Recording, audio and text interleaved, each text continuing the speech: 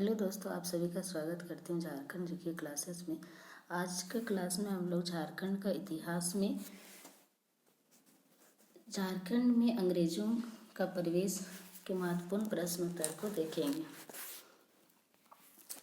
चलिए, पहला प्रश्न है, झारखंड में पहली बार अंग्रेजों का प्रवेश कब हुआ? तो झारखंड में पहली बार अंग्रेजों का प्रवेश कब हुआ?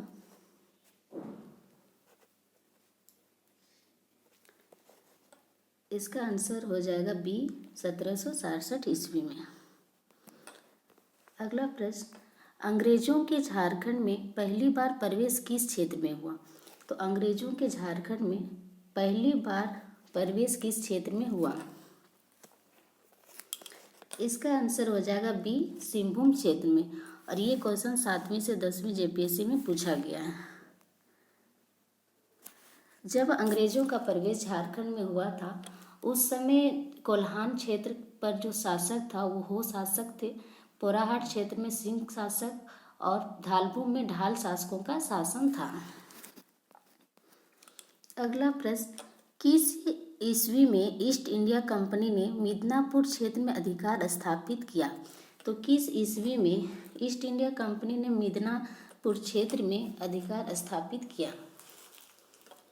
इसका आंसर हो जाएगा बी, 1760 ईस्वी में। अगला प्रश्न, अंग्रेजों ने जगन्नाथ ढाल को ढालभूम का राजा बनाना स्वीकार किया और जगन्नाथ ढाल ने अंग्रेजों को कितने रुपये सालाना कर देना मंजूर किया? तो अंग्रेजों ने जगन्नाथ ढाल को ढालभूम का राजा बनाना स्वीकार किया, लेकिन जगन्नाथ ढाल ने अंग्रेजों को कितने रुपये सालाना कर देना मंजूर किया? इसका आंसर हो जाएगा ए, 5500 रुपये। अगला प्रश्न, अंग्रेजों ने जगन्नाथ ढाल के स्थान पर किसको ढालभूम का राजा घोषित कर दिया? तो अंग्रेजों ने जगन्नाथ ढाल के स्थान पर किसको ढालभूम का राजा घोषित कर दिया? इसका आंसर हो जाएगा ए, नीमू ढाल को। अगला प्रश्न, किस वर्ष में जगन्नाथ ढाल को पुनः ढालभूम का राजा घोषित किया? तो किस वर्ष में जगन्नाथ ढाल को पुनः ढालभूम का राजा घोषित किया? इसका आंसर हो जाएगा बी, 1777 ईस्वी में। अगला प्रश्न, 1767 ईस्वी में पोराहाट के किस राजा ने मिदनापुर के अंग्रेज रेजिडेंट से अपने भाई शिवनाथ सिंह के विरुद्ध सहायता मांगी?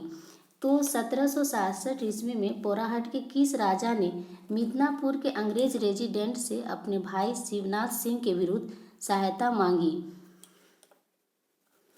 इसका सही आंसर हो जाएगा जगन्नाथ सिंह चतुर्थ, लेकिन इसको अंग्रेजों ने सहायता देने से इनकार कर दिया था। अगला प्रश्न, किस ईस्वी में अंग्रेजों ने सरायकेला के कुंवर और खरसावां के ठाकुर के साथ संधि की? तो किस ईस्वी में अंग्रेजों ने सरायकेला के कुंवर तथा खरसावां के ठाकुर के साथ संधि की? इसका आंसर हो जाएगा ए, 1793 ईस्वी में।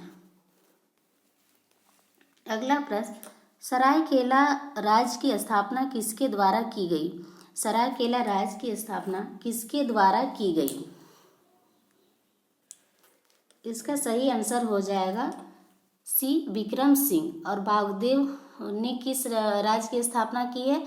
तो रामगढ़ की। और हंसराज देव ने खरगडिहा राज्य की स्थापना की है। अगला प्रश्न, किस ईस्वी में कोल्हान क्षेत्र में मेजर रफसेज के प्रवेश के बाद रोरो नदी तट पर अंग्रेज सेना तथा हो जनजाति के बीच युद्ध हुआ जिसमें अंग्रेज विजयी हुए? तो किस ईस्वी में कोल्हान क्षेत्र में मेजर रफसेज के प्रवेश के बाद रोरो नदी तट पर अंग्रेज सेना तथा हो जनजाति के बीच युद्ध हुआ जिसमें अंग्रेज विजयी हुए? तो इसका आंसर हो जाएगा बी, 1820 ईस्वी में। अगला प्रश्न, 1821 ईस्वी में किसके नेतृत्व में अंग्रेजों ने हो क्षेत्र में प्रवेश किया तथा हो लोगों को अंग्रेजों की अधीनता स्वीकार करने हेतु विवश कर दिया। तो 1821 में किसके नेतृत्व में अंग्रेजों ने हो क्षेत्र में प्रवेश किया तथा हो लोगों को अंग्रेजों की अधीनता स्वीकार करने हेतु विवश कर दिया?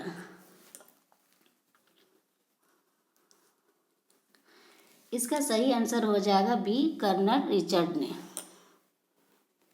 अगला प्रश्न, सरायकेला रियासत का अंग्रेजों के साथ सबसे पहले किस ईस्वी में संपर्क स्थापित हुआ? तो सरायकेला रियासत का अंग्रेजों के साथ सबसे पहले किस ईस्वी में संपर्क स्थापित हुआ? इसका आंसर हो जाएगा ए, 1770 ईस्वी में। अगला प्रश्न, किस ईस्वी में अंग्रेजों ने सरायकेला को रियासत के रूप में मान्यता प्रदान की? तो किस ईस्वी में अंग्रेजों ने सरायकेला को रियासत के रूप में मान्यता प्रदान की? इसका सही आंसर हो जाएगा ए, 1899 ईस्वी में। अगला प्रश्न, 1947 ईस्वी में देश की स्वतंत्रता के बाद कौन भारत संघ का अंग बन गया? तो 1947 ईस्वी में देश की स्वतंत्रता के बाद कौन भारत संघ का अंग बन गया? इसका आंसर हो जाएगा ए, सरायकेला।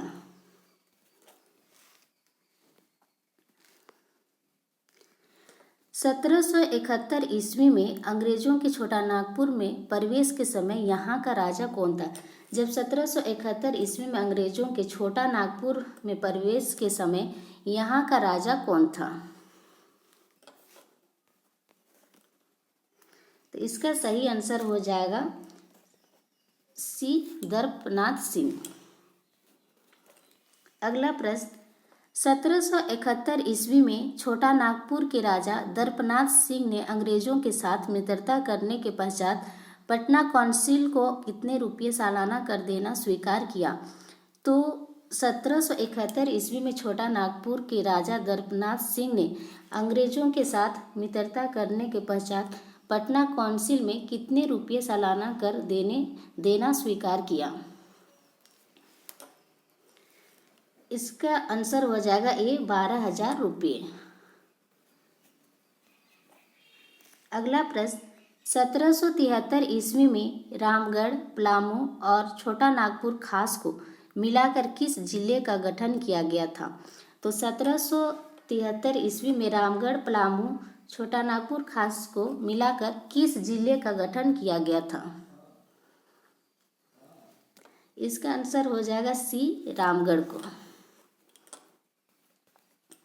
अगला प्रश्न, 1763 ईस्वी में किसने मानभूम क्षेत्र में जमींदारों से सालाना बंदोबस्त की प्रक्रिया प्रारंभ की? तो 1763 ईस्वी में किसने मानभूम क्षेत्र में जमींदारों से सालाना बंदोबस्त की प्रक्रिया प्रारंभ की? आंसर हो जाएगा बी, फर्गुस ने। अगला प्रश्न, संथाल परगना प्राचीन अंग राज का हिस्सा था जिसे किस नाम से जाना जाता था? संथाल परगना जो था वो प्राचीन अंग राज का हिस्सा था जिसे किस नाम से जाना जाता था? इसका आंसर ए हो जाएगा, जंगल तराई। अगला क्वेश्चन, 1757 ईस्वी में प्लासी की लड़ाई में पराजित होने के बाद कौन राजमहल पहुंचा था और उसने इस क्षेत्र पर कब्जा कर लिया? जब 1757 ईस्वी में प्लासी की लड़ाई में पराजित होने के बाद कौन राजमहल पहुंचा था और उसने इस क्षेत्र पर कब्जा कर लिया? आंसर हो जाएगा ए, सिराजुद्दौला। अगला प्रश्न, किसने राजमहल में उधवा नाला में अंग्रेजों के साथ युद्ध किया था? तो किसने राजमहल में उधवा नाला में अंग्रेजों के साथ युद्ध किया था? तो इसका आंसर हो जाएगा मीर कासिम ने किया था। अगला प्रश्न, किस ईस्वी में रॉबर्ट ब्राउन ने झारखंड में प्रशासन हेतु एक योजना प्रस्तुत की थी? तो किस ईस्वी में रॉबर्ट ब्राउन ने झारखंड में प्रशासन हेतु की बृहद योजना प्रस्तुत की थी? यहाँ बृहद छूट गया, बृहद योजना प्रस्तुत की थी।